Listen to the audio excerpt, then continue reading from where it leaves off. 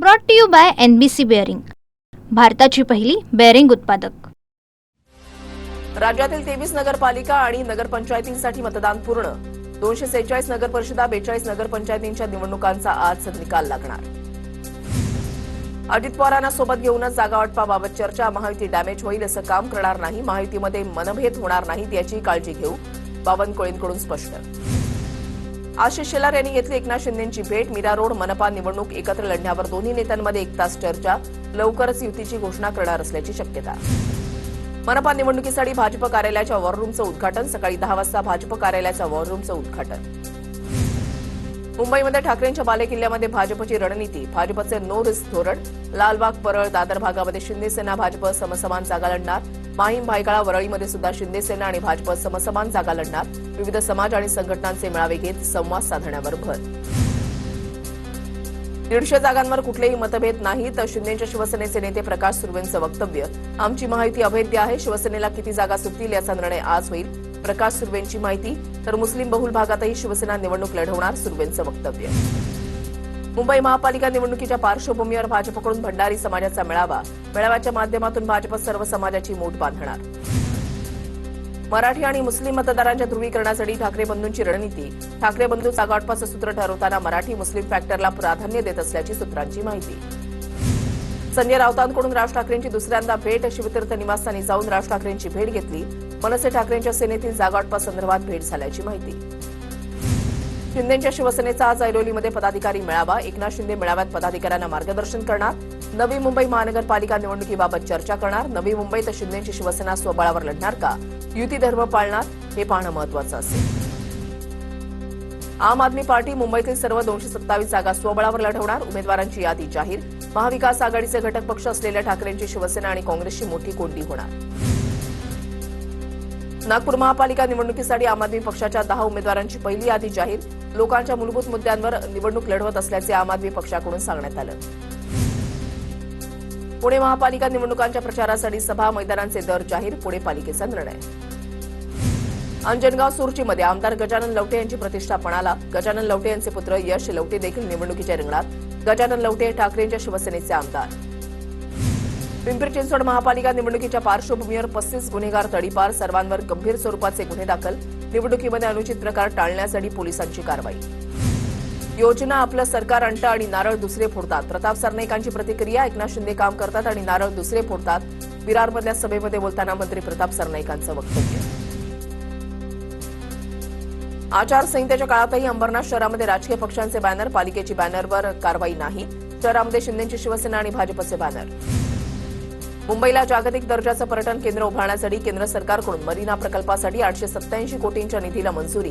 Mumbai port trust हा प्रकल्प उभारणार। बीएमसी निवडणुकीची रणधुमाळी सुरू असताना आचारसंहितेमध्ये केंद्राकडून प्रकल्पाला मंजुरी। माजी आमदार संदीप नाईकांचा अखेर भाजपमध्ये प्रवेश। भाजप प्रदेशाध्यक्ष रवींद्र चव्हाणांच्या उपस्थितीमध्ये प्रवेश। पक्षप्रवेशाआधी संदीप नाईकांनी मुख्यमंत्री फडणवीसांची भेट घेतली होती। संदीप नाईक यांनी बेलापूर विधानसभा निवडणूक पवारांच्या राष्ट्रवादीकडून लढवली होती। पिंपरी चिंचवडमध्ये अजित पवारांच्या राष्ट्रवादीच्या नेत्यांचा भाजपमध्ये प्रवेश। भाजपमध्ये होत असलेल्या प्रवेशासाठी आमदार महेश लांडगे यांनी महत्वपूर्ण भूमिका बजावली, त्यामुळे शहरामध्ये अजित पवार विरुद्ध महेश लांडगे अशी लढाई सुरू असल्याची चर्चा। रायगडमधील कॅश बॉम्ब प्रकरणामध्ये सुनील तटकरेंचा काहीच संबंध नाही, माजी आमदार अनिकेत तटकरेंचं स्पष्टीकरण। नवी मुंबईच्या वाशीमध्ये शिंदेच्या शिवसेनेकडून इच्छुक उमेदवारांच्या मुलाखती घेण्यास सुरुवात। खासदार नरेश म्हस्के यांच्या उपस्थितीमध्ये मुलाखती पार पडल्या। नाशिकामध्ये राहुल ढिकलेंची पुन्हा निवडणूक प्रमुखपदी नियुक्ती। भाजपनं 24 तासामध्ये निर्णय बदलला, आता नाशिक पालिकेची जबाबदारी राहुल ढिकले आणि देवयानी फरांदे यांच्यावर। राज ठाकरेंच्या हस्ते ताडदेवमधल्या शाखेचं उद्घाटन। 2019 साली ही जागा शिवसेनेनं जिंकली होती, त्यामुळे ही जागा आता कुणाला जाणार हे पाहणं महत्वाचं। पंतप्रधान मोदींचं आणि एप्स्टीनचं काय नातं? एप्स्टीनच्या सांगण्यावरून मोदी अमेरिकन अधिकाऱ्याला भेटायला तयार कसे झाले? पृथ्वीराज चव्हाण यांचा सवाल। मीडियामध्ये आपलं अस्तित्व राहावं यासाठी प्रयत्न सुरू, स्वतःचं महत्त्व वाढवण्यासाठी काही वक्तव्य करतात। बावनकुळेंची पृथ्वीराज चव्हाण आणि राऊतांवर टीका। पृथ्वीराज चव्हाणांच्या विरोधात मुंबईमध्ये भाजपचं आंदोलन। पंतप्रधान मोदींबाबत चव्हाणांनी केलेल्या वक्तव्याचा भाजपकडून जोरदार निषेध। पृथ्वीराज चव्हाणांनी देशाची माफी मागावी, अतुल भातखळकरांचं वक्तव्य। पृथ्वीराज चव्हाणांना मानसोपचार तज्ज्ञाची गरज। निवडणूक हरल्यानंतर पृथ्वीराज चव्हाणांचं मानसिक संतुलन बिघडलं, अमित साटम यांची टीका।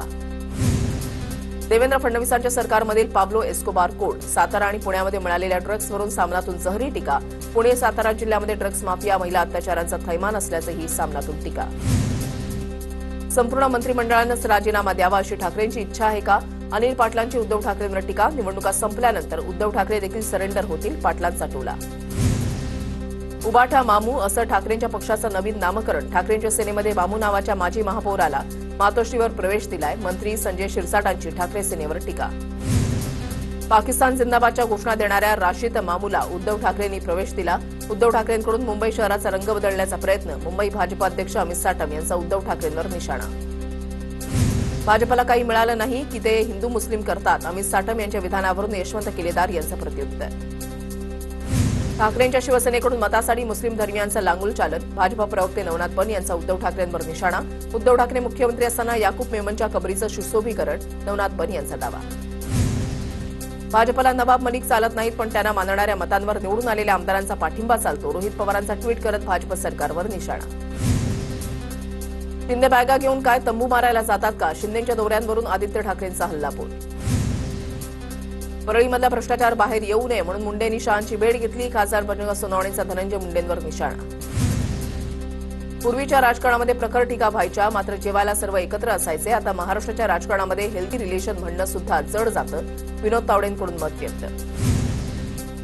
पालघर साधू हत्याकांडामधील आरोपीच्या कार्यक्रमाला भाजपा आमदार उपस्थित. काशीनाथ चौधरींच्या कार्यक्रमाला हरिश्चंद्र भोये उपस्थित. साधू हत्याकांडामध्ये नाव असल्यानं चौधरींचा भाजपा प्रवेश रोखला होता. जळगाव जिल्हा शासकीय सोसायटीमधील कर्मचारी भरतीवर एकनाथ खडसेंचा आक्षेप. भरती सरळ सेवा पद्धतीनं न करता शासनानं नियुक्त केलेल्या कंपनीच्या माध्यमातून व्हावी. खडसेंची मागणी. भरती रद्द करण्यासाठी सहकार न्यायालयामध्ये दावा दाखल करणार असल्याची माहिती. पुण्याच्या भोर तालुक्यामधल्या वडगाव डाळ गावामधल्या 37 घरकुलांचं लोकार्पण. पुणे जिल्हा परिषदेचे सीईओ गजानन पाटलांच्या हस्ते लोकार्पण. नाशिकच्या येवला तालुक्यामधल्या आडगाव चौथवामध्ये अज्ञातांकडून चाराकुटीला आग. शेतकऱ्यांचं मोठं नुकसान. अज्ञात व्यक्तीच्या विरोधात पोलीस ठाण्यामध्ये तक्रार दाखल. सांगलीच्या जतमध्ये तालुका स्वतंत्र करण्याच्या मागणीसाठी ग्रामस्थांचं उपोषण. गेल्या 4 दिवसांपासून माडग्याळ ग्रामस्थांचं बेमुदत उपोषण सुरू. आज संपूर्ण गावात बंदची हाक देण्यात आली. नागपुरातील कुख्यात ड्रग माफिया हिप्पा गँगच्या विरोधात नागपूर पोलिसांची धडक कारवाई. 32 अनधिकृत बांधकामांच्या विरोधात नागपूर पोलीस आणि रेल्वे प्रशासनानं बुलडोझर चालवला. जमिनीवर अतिक्रमण करून या ठिकाणी ड्रग्ज आणि शस्त्रांचा रॅकेट सुरू असल्याचं तपासामध्ये समोर आलं होतं. ईडीकडून ड्रीम11 फॅन्टसी ॲपचं फाउंडर भावित शेठ आणि हर्ष जैन यांच्या कार्यालयावर छापा. 2434 कोटींच्या कथित घोटाळा प्रकरणामध्ये छापेमारी. Brought to you by NBC bearing, भारताची पहिली बेअरिंग उत्पादक.